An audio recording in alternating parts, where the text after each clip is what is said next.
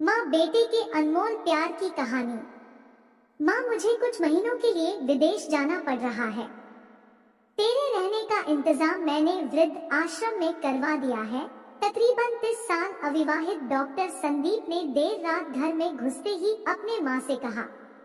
तब माँ बोली, बेटा तेरा विदेश जाना जरूरी है क्या? माँ की आवाज में चिंता और घबराहट साफ झलक रही थी। तब डॉक्टर संदीप बोला, माँ मुझे इंग्लैंड जाकर कुछ रिसर्च करनी है। वैसे भी तो कुछ ही महीनों की बात है, फिर मैं आपको वापस घर ले आऊंगा।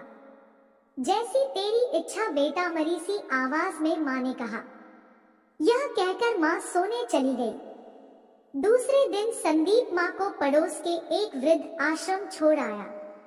वृद्ध आश्रम में आने पर शुरू में हर व्यक्ति के चेहरे पर जिंदगी के प्रति हताशा और निराशा साफ झलकती थी, लेकिन जानकी देवी जी के चेहरे पर वृद्ध आश्रम में रहने बावजूद कोई शिकन तक न थी।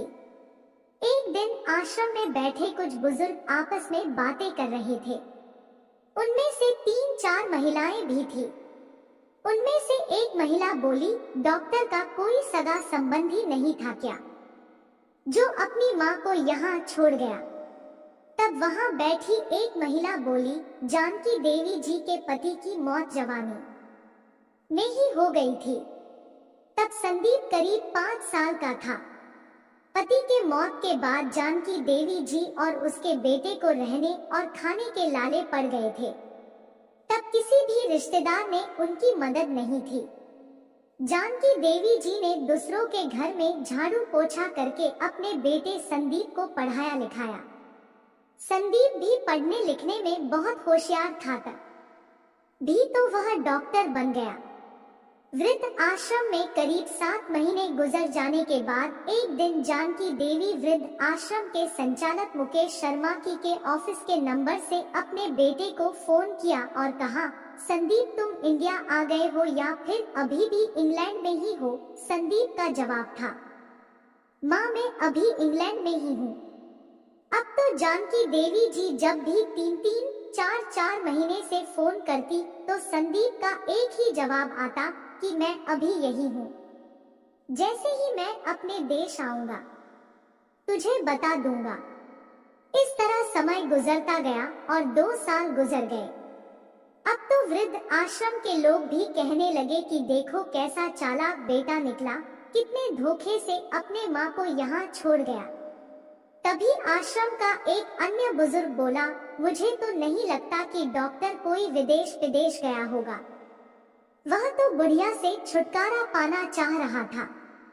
तभी किसी और एक बुजुर्ग ने कहा, मगर वह तो शादीशुदा भी नहीं था। फिर होगी कोई गर्लफ्रेंड जिसने कहा होगा पहले माँ के रहने का अलग इंतजाम करो, तभी मैं तुमसे शादी करूंगी। 2 साल आश्रम में रहने के बाद जानकी देवी जी को अपनी नियति का पता चल गया।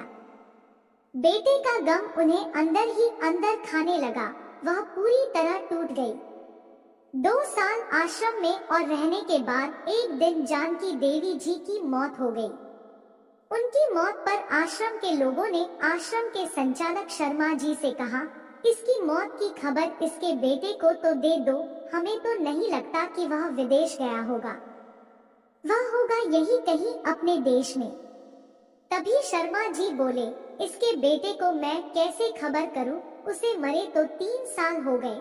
शर्मा जी की यह बात सुनकर वहां उपस्थित सभी लोग हैरान रह गए। तभी उनमें से एक बोला, अगर उसे मरे 3 साल हो गए तो जानकी देवी जी मोबाइल पर बात कौन करता था? तब शर्मा जी बोले, वह मोबाइल तो मेरे पास है जिसमें उनके बेटे की रिकॉर्ड की गई आवाज है।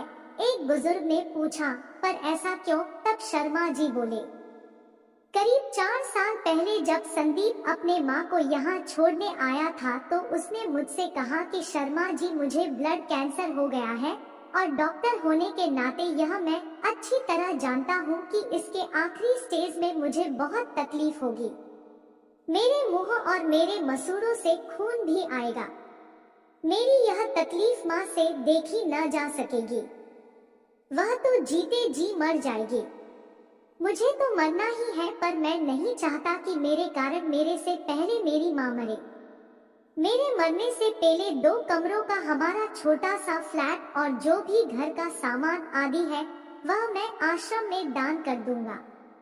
यह दास्तां सुन आश्रम के सभी लोगों की आंखें भी नम हो गई। जानकी देवी जी का अंतिम संस्कार आश्रम में ही कर दिया गया। उनके अंतिम संस्कार में शर्मा जी ने आश्रम में रहने वाले बुजुर्गों के परिवार वालों को भी बुलाया। माँ बेटे के इस अनमोल प्यार और अटूट दास्तां का कुछ लोगों पर इतना असर हुआ कि कुछ बेटे अपने बूढ़े माँ बाप को वापस घर ले गए।